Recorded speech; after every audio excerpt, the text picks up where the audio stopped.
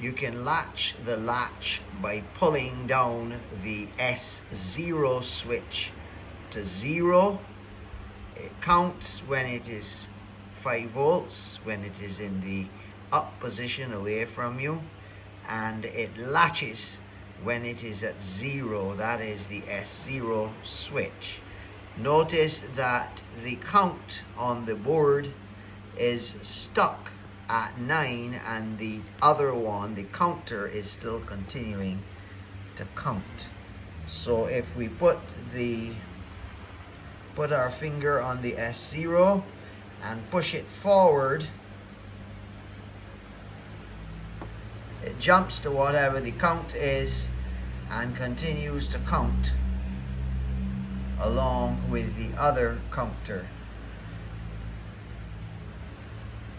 Pull it back and it locks on 7. The other one continues to count because of course the counter is still counting. So the action of the S0 switch demonstrates freezing or latching the count. Notice when I release it now, it jumps to whatever the count is on the other one.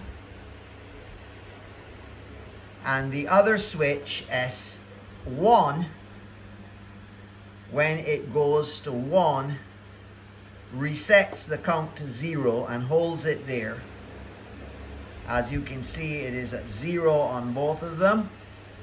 And when I bring S1 backward towards 0, it starts to count again. So that is what the two switches accomplish.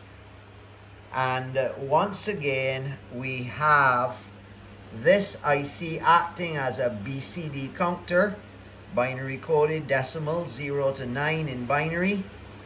We have the 4 binary bits with white, yellow, blue, and green coming into the latch.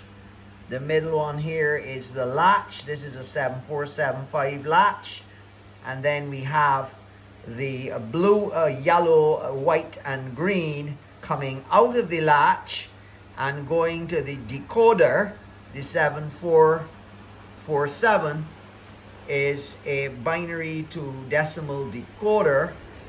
So it has the 4 bits coming in on this side, and it has the drivers for the 7 segments of the LED that's doing the counting here, and it is going through resistors.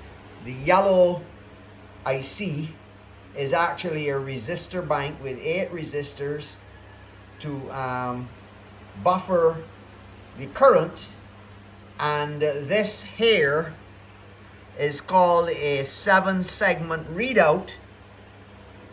And the 7-segment readout, this particular one, is a common anode, which means that the plus goes into one of the pins, and all of the negative or cathodes for all the various segments of the display are grounded through the open collector outputs of the 7447 driver IC. We hope you have every success as you build and enjoy your counting circuit.